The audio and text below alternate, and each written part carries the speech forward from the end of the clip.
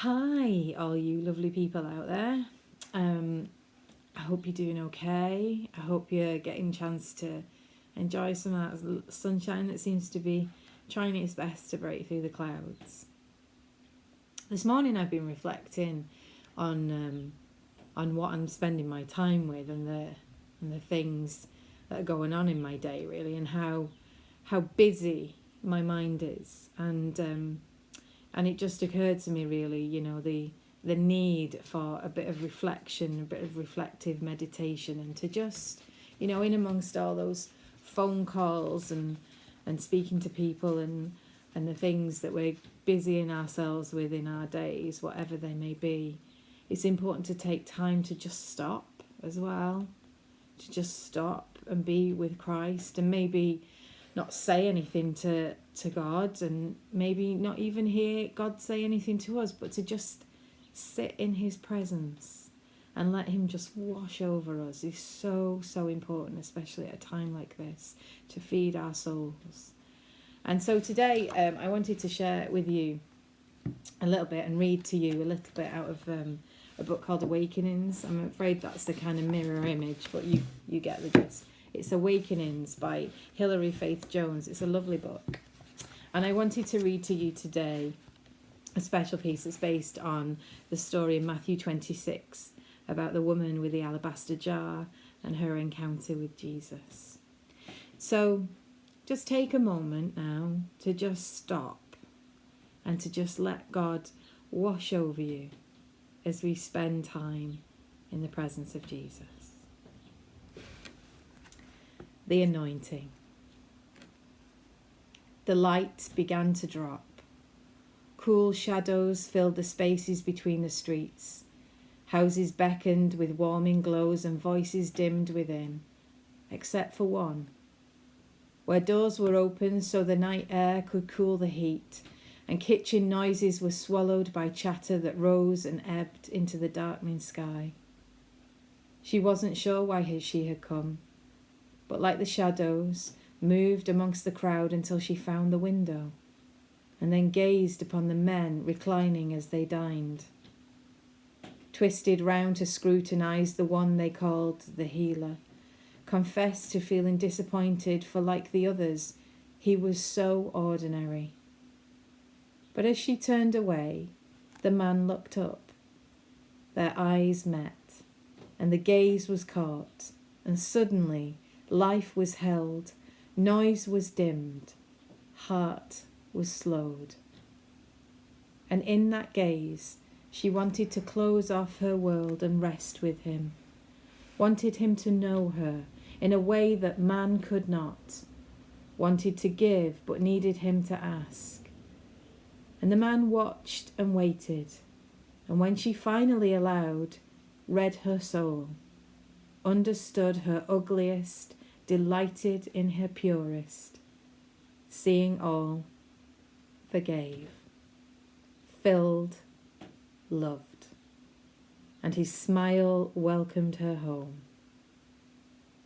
She turned quickly away, life spinning, noise roaring, heart pounding, pushed the people aside, feet flying down cold streets, bursting through the door, jars, bottles scattered, cascading, found, clutched, the exquisite perfection, back amongst cold streets, stomach heaving, icy insides, burning skin, open doorway, harassed servants, kitchen heat, became them, rushing through, pushing aside, shoving, fighting past.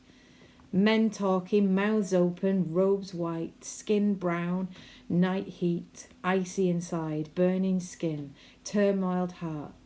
Then stop. At his feet, looking, asking, begging. And the offer was still there, held in the warmth of his smile and the love in his eyes. Her lips formed thank you, but no words came.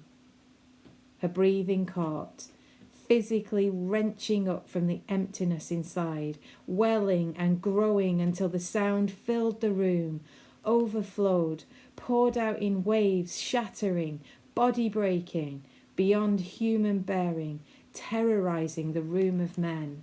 And at last she was released, and her tears coursed down his feet as she laid her worn-out soul upon them.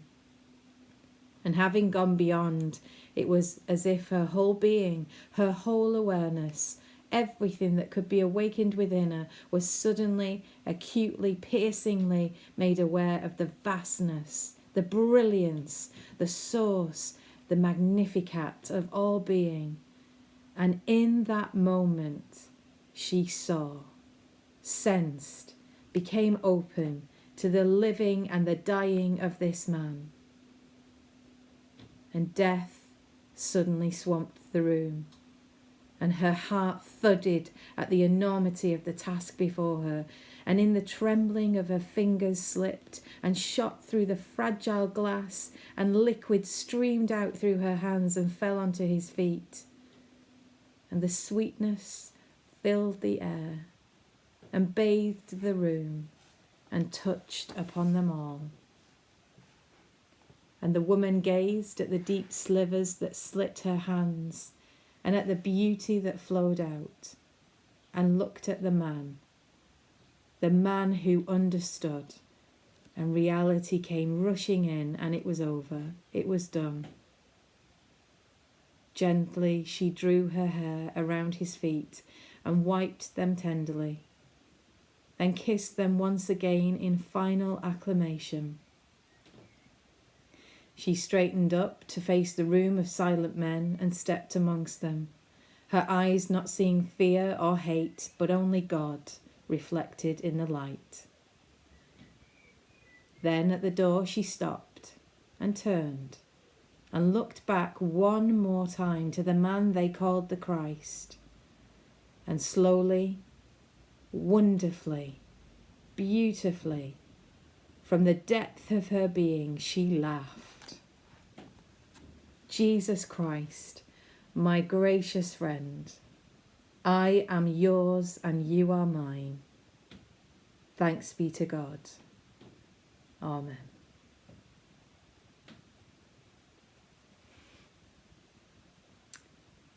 Stay safe.